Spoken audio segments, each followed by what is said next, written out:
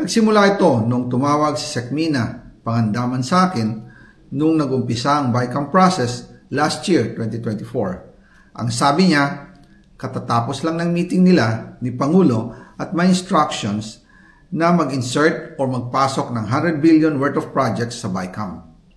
At sinabi pa ni Sekmina, you can confirm with Yusek Adrian Bersamin dahil magkasama sila sa meeting ni Pangulong BBM noong araw na yon. Tinawagan ko po agad si Yusek Adrian Bersamin at tinanong ko kung may instruction nga ba ang Pangulo na magpasok ng 100 billion during their meeting. Ang sabi niya ay totoo nga po.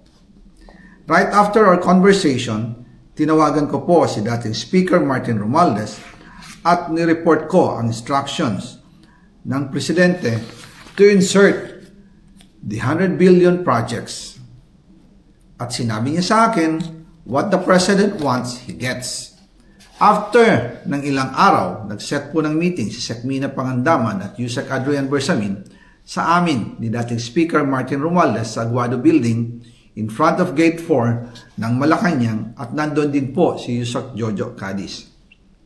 During the meeting, binigay po ni Yusek Adrian Bersamin ang listahan na worth 100 billion.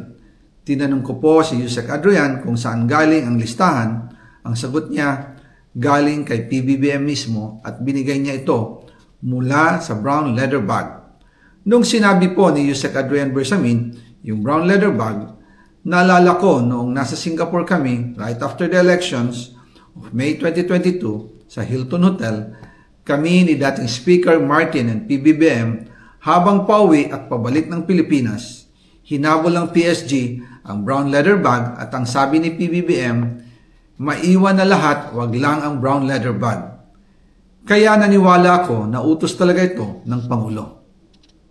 Pagkatapos ng ilang araw, I informed sina dating Speaker Martin Romualdez, Sekmina Pangandaman, Yusek Adrian Bersamin, and Yusek Jojo Cadiz na kung pwede 50 billion lang ang ipasok sa program funds dahil so sobra ang DPWH funds versus sa DepEd. In practice, hindi pwede na mas malaki ang budget ng DPWH kaysa edukasyon.